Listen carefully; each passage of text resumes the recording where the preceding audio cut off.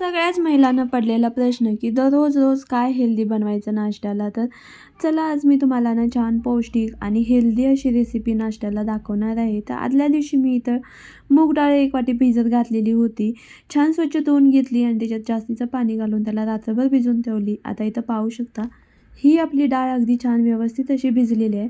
आता त्यातलं एक्स्ट्राचे जे पाणी आहे ते आपल्याला काढून टाकायचं आहे. नंतर त्याला मिक्सरच्या भांड्यामध्ये घालून घ्यायचं आहे.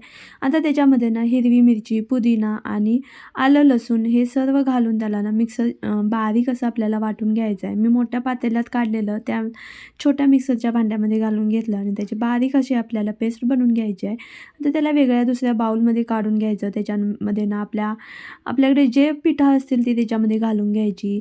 मी रवा घातला आहे, तांदळाचं पीठ, बाजरीचं पीठ, ज्वारीचं पीठ आणि त्याचबरोबर नाचणी, गव्हाचं पीठ आणि बेसन हे सर्व मी प्रत्येकी 2-2, 3-3 चमचे असं त्याच्यामध्ये घातले. आता त्याच्यामध्ये सुके मसाले घालून घ्यायचे.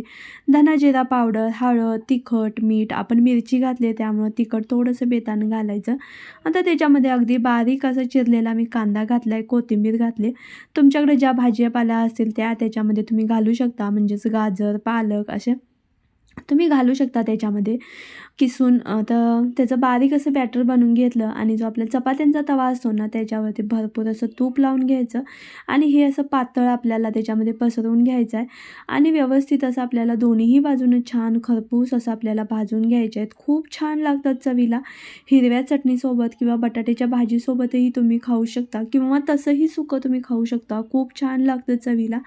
मुलांना डब्यात देऊ शकता, हलका फुलका नाश्ता आणि तुम्ही नाश्त्यालाही देऊ शकता. खूप छान लागतो. पौष्टिक असा हा आपला नाश्ता बनून तयार होतो आणि हेल्दीही आहे. आपण त्याच्यामध्ये मूग डाळ वापरली आहे. भरपूर अशी आपल्याला पिठंही त्याच्यामध्ये वापरलेली आहेत. तर तुम्हाला ही रेसिपी कशी वाटली नक्की कमेंट करून सांगा. आवडली असेल तर लाईक, शेअर, सबस्क्राईब. बाय मंडळी.